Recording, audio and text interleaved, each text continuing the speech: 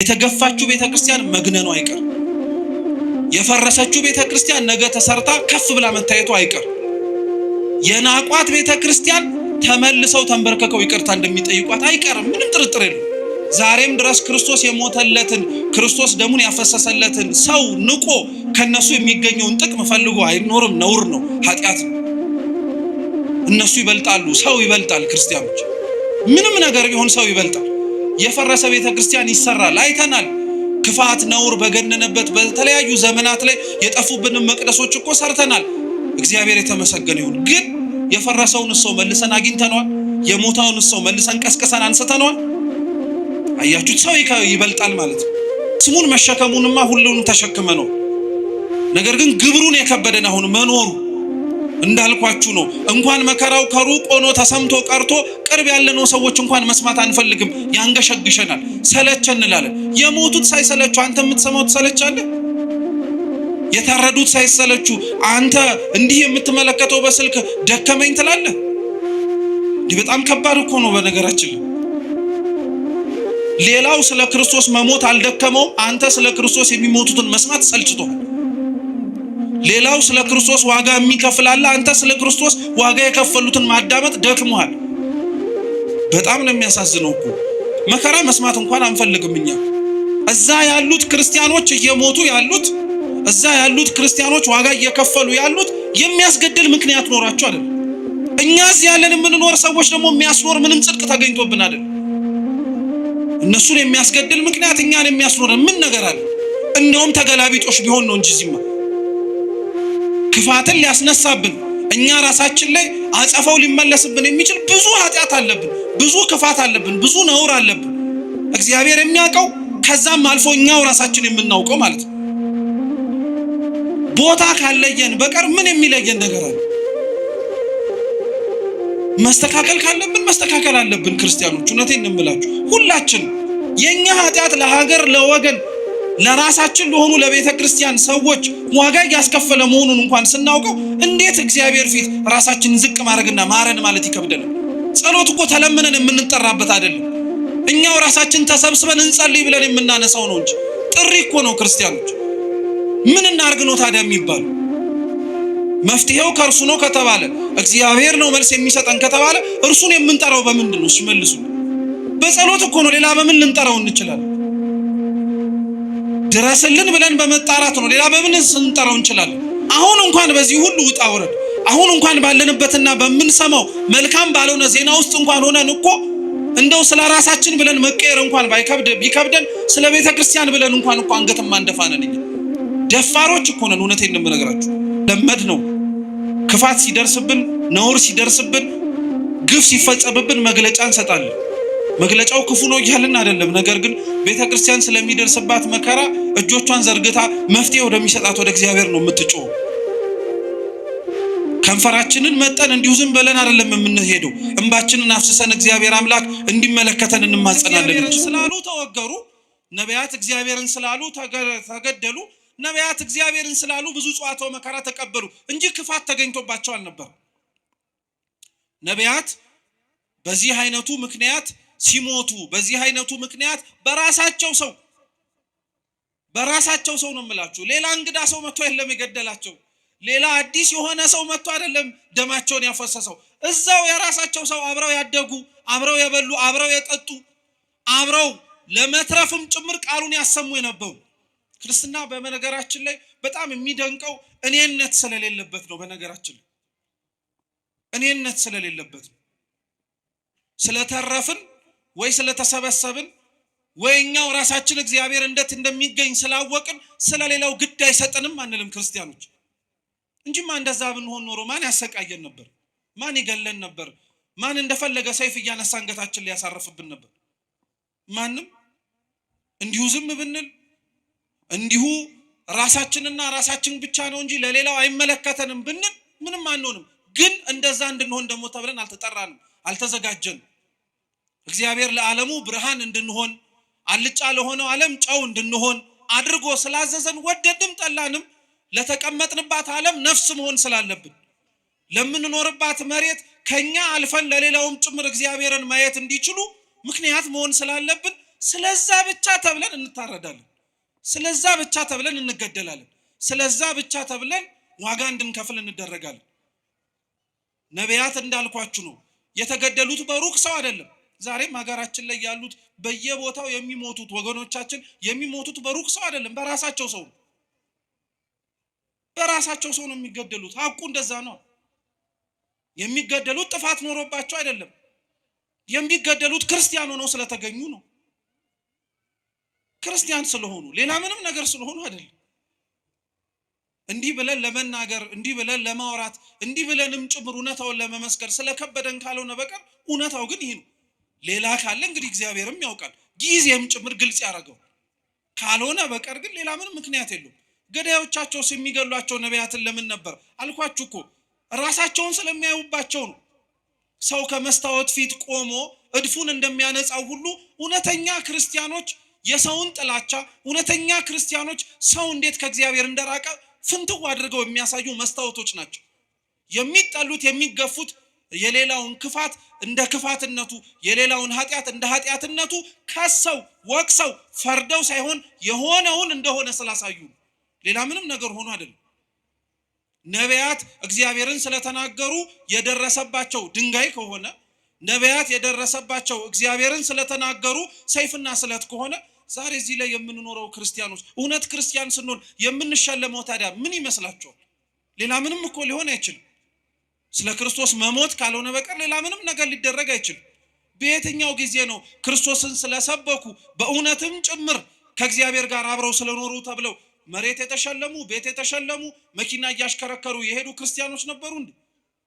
እንዲያውም ያንን ነገር የተጸየፉት ነበር እንጂ ነበሩት ሹመት ሽልማቱን የጠሉት ስለ ክርስቶስ ሲሉ ስለከፈሉት ዋጋ መሬታዊ የሆነ ስጦታ ሊሰጣቸው ሲል አንፈልግም፣ ይሄው እግዚአብሔርን ያስረሳናል፣ ጥቅሙ በኋላ ላይ መልሶ እግዚአብሔርን እንድንዘነጋው ያደርገናል ብለው የሸሹ ናቸው እንጂ የኛን ኗኗር ግን እውነቱን ስትመለከቱት ስለኖርነው ክርስትና ወይም ለመኖር ስለሞከርነው ክርስትና ዋጋውን ብድራቱን እንዲሁም ደግሞ ገጸ በረከቱን መካፈል የምንፈልገው ከፊት ለፊታችን ስለሚመጣብንና ስለሚደረግብን መከራ አይደለም። ተውት፣ መከራው ቀርቶ መከራ መስማት እንኳን አንፈልግም። እኛ ቢቻል ብንዘምር፣ ቢቻል ብናጨበጭብ፣ ቢቻል እልል ብንል፣ ቢቻል የደረሰባቸውን ሰዎች ደረሰባቸው ብለን እንዲሁ ዝም ብንል ጥሩ ነበር። ግን እግዚአብሔር ይመስገን እውነት ለመናገር ማስተዋል የሚችሉ አሳቢ የሆኑ አባቶች እናቶች ስላሉን ነገር እንዳንረሳ የደረሰብንንም ጭምር እንዲሁ ዝም ብለን ወደ ኋላ እንዳናደርግ ስለሚያደርጉን ነቢያት የሞቱት ለዚህ ነው። ዛሬም ያሉት ሰዎች የሚሞቱት ለዛው። ነቢያቱ መገደላቸው ነቢያቱ መሞታቸው የወይኑ የባለቤቱን ስፍራ ግን ይበልጥ እንዲያውም ሌሎች መልእክተኞችን እንዲልክ ነው ያደረገው እንጂ ስለገደሉብኝ ብሎ እንዲያስቀምጣቸው አልተገደደም። እየሰማችሁ ነው። ነቢያቱ ስለሞቱበት እግዚአብሔር አምላክ ነቢያትን አልልክም አላለም። የላካቸው የሱ እውነተኞቹ መልእክተኞች ዋጋ ከፍለው ደማቸውን ለሱ ስላፈሰሱ ከዚህ በኋላ ደም መፍሰሳቸው ይቆማል፣ እኔ ማንንም አልልክም፣ የሆኑት እንደሆኑት ይሁኑ ብሎ አልተዋቸው። እንዲያውም ሲገሉ እየላከ ነው። ትምህርት ነው። በነገራችን ትምህርት ነው። ላስተዋለው ሰው እግዚአብሔር አምላክ ተስፋ አይቆርጥብንም ማለት ነው። ስላልሰሙ ጆሮዎቻችን፣ ማስተዋል ስላልቻለው አይምሯችን እየተነገረው ነገር ግን ሰምቶ መኖር ስለከበደው ማንነታችን እግዚአብሔር አምላክ አልተወንም። አሁንም ድረስ መስማት የምንችል ከሆነ አሁንም ድረስ መለወጥ የምንችል ከሆነ አሁንም ራሳችንን ማስተካከል የምንችል ከሆነ ሌሎችም ሰዎች እንዲሁ በሌሎችም ህይወታቸውም ጭምር መማር የምንችልበትን መንገድ ይከፍታል። በመጨረሻ ግን የወይኑ ባለቤት ስፍራ የተባለው አምላካችን ልዑል እግዚአብሔር ግን የላከው ልጁን ምኑን አልኳችሁ? ልጁን የላከው። ነቢያቱን የቀጧቸው ወይ መጀመሪያ የተላኩትን ሰራተኞች የገደሏቸው ሩቅ ስለሆነ ነው ብሎ አሰበላቸው። አይገርማችሁ? ሩቅ ስለሆኑ ማለት ነው፣ ቅርብ ስላልሆኑ አንድም መተው ቦታውን ይወርስብናል ብለው ስላሰቡ። ግን እግዚአብሔር አምላክ ስላደረጉት ግፍ በግፍ ስለፈጸሙት ክፋት በክፋት ሊመልስ የሚችል አምላክ አልነበረም፣ አልሆነባቸውም ጭምር። ይሄን ክርስቲያኖች ሁሌም እንምላችሁ እንዳትረሱት ባካችሁ። እግዚአብሔር አምላክ ስለደረሰብንና ስለሚሆንብን ክፋት በሙሉ በቀለኛ ነው ማለት አጥፊ ነው ብቻ ማለት አይደለም። እግዚአብሔር አምላክ በቀለኛ ነው ማለት ዛሬ የገደሉትን እንደሚገደሉ ሆነው የሚመጡበት ጊዜ ሰዎች ይመጣሉ። ታያላችሁም ጭምር እግዚአብሔር ያደረገው። ዛሬ ያሳደዷትን ቤተክርስቲያን የሚሰደዱላት ይሆናሉ። ዛሬ የገደሏቸውን ሰዎች መልሰው የሚገደሉ ሆነው ስለ እግዚአብሔር አንገታቸውን የሚሰጡ ይሆናሉ። ይሄ ቤተክርስቲያናችን ህይወት ላይ ነበረ ነው። ትላንትና ያሳደድ የነበረ ደማስቆ ድረስ ወርዶ አንገት ስቤ አመጣለሁ ያለው ጳውሎስ እኮ እዛው ተምሮና ተለውጦ የሚሰደድ ሰው ነው። የእግዚአብሔር በቀሉ ሰይፍና ስለት አንስቶ መቅሰፍትም ጭምር እየላከ መቅጣት ብቻ አይደለም፣ ያሳደዱትን እንዲሰደዱ ማድረግ ነው።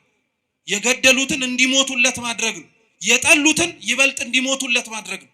ይሄን እግዚአብሔር አምላክ አድርጎታል። መድኃኔዓለም አምላካችን ይሄንን ፈጽሞታል።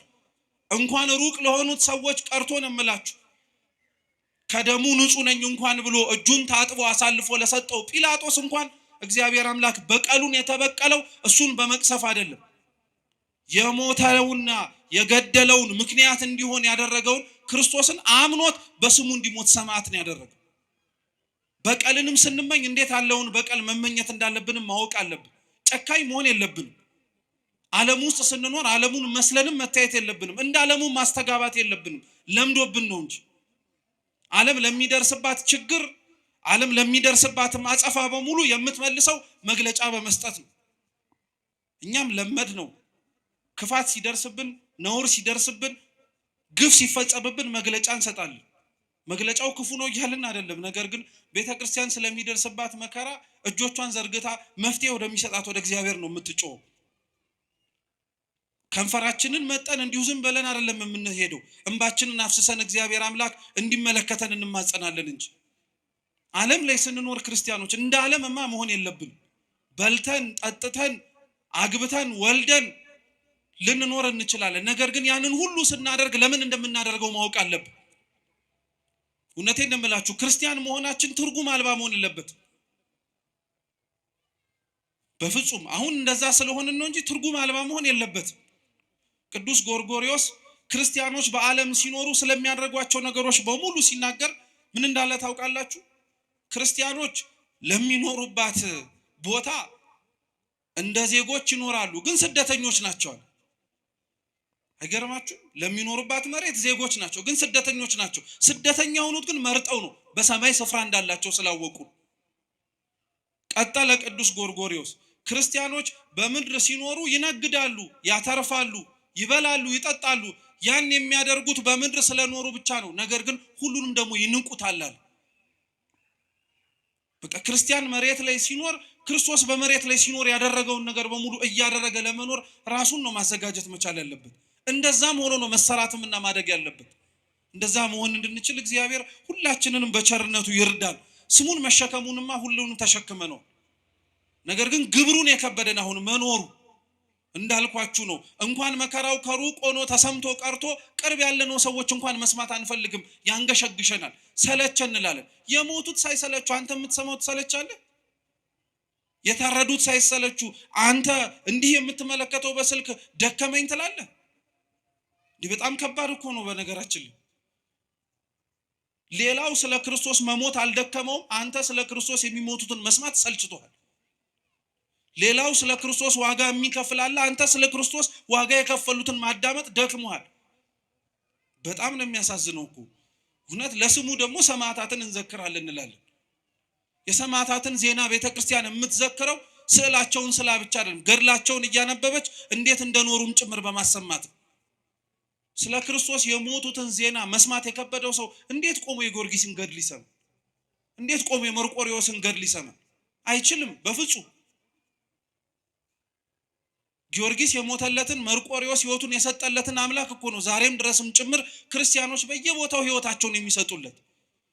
የነሱን ዜናማ መስማት እንዲያውም ጥብዓትን የሚጨምር፣ የነሱን ዜና ማዳመጥማ እንዲያውም ህይወትን ነው ጭምር የሚያሞቅ።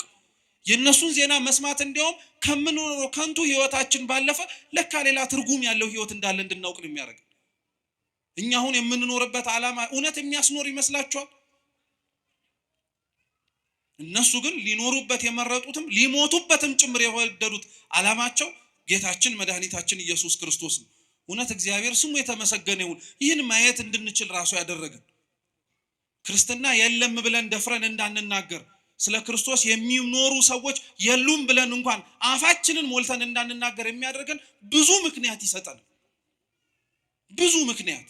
ከነዛ ሁሉ ምክንያት ትልቁ ምክንያት ግን እንዳልኳችሁ ልክ የወይኑ ባለቤት ስፍራ ነቢያቱን የቀደሙትን አባቶችን ልኮ ሰዎቹ በአጸፋው ሞትን እንደፈረዱባቸው ሁሉ ምናልባት ከሰሙ ምናልባት ካዳመጡ ብሎ ልጁን ላከላቸው።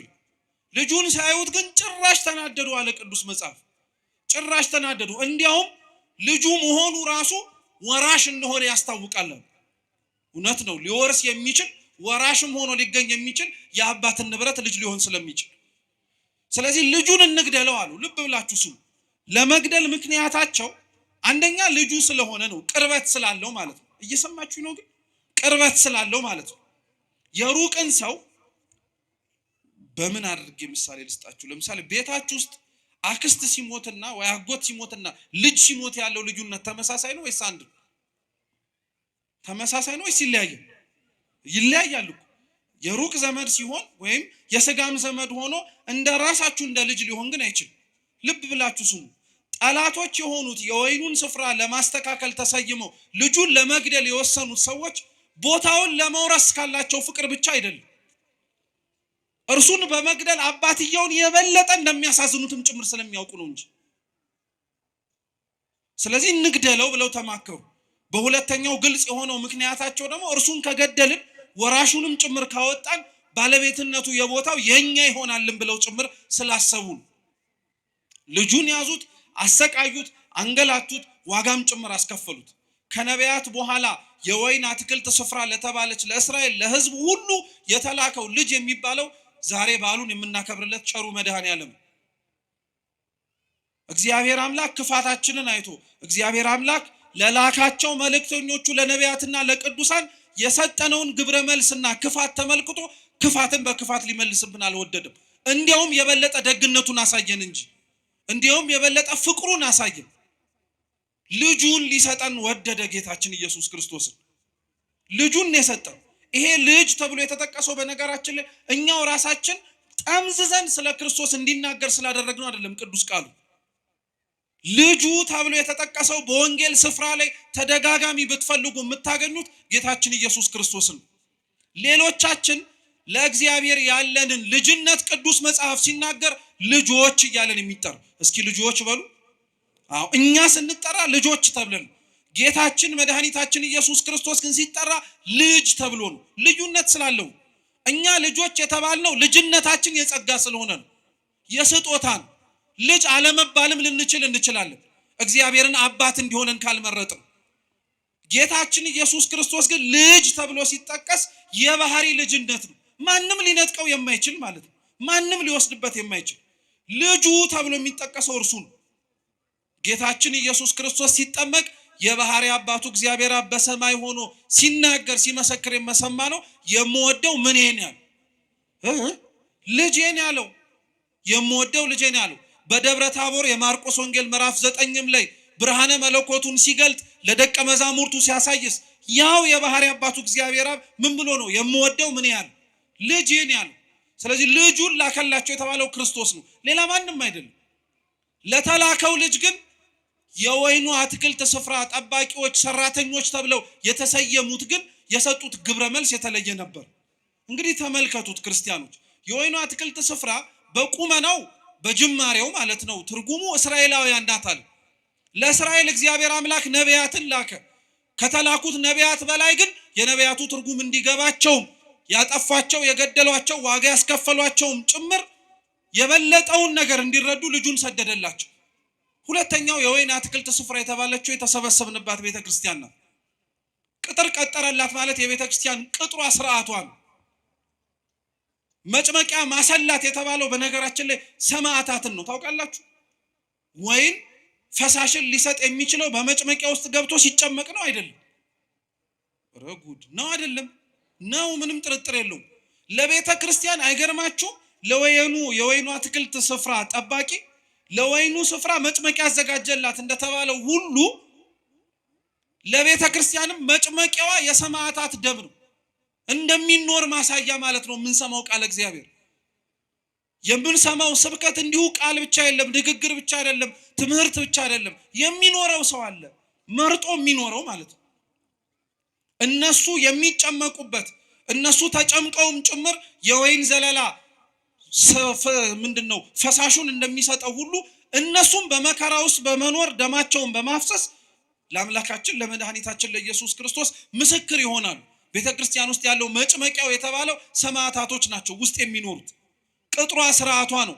ማማ የተባለው ጌታችን ኢየሱስ ክርስቶስ ነው። አንድም ማማ ተብለው የሚጠቀሱት ካህናተ ቤተክርስቲያን ናቸው። ስልጣናቸው ከፍ ያለ ሰማያዊ የሆነና ረቂቅ የሆነ ማለት ነው። ለሀገሩ ለእስራኤል ዞሮ ለሚያስተምርባት ስፍራ ምንም እንዳላጎደለባት ቤተክርስቲያን ውስጥም ክርስቲያኖች ምንም አላጎደለባትም። ልብ ብላችሁ ስሙ።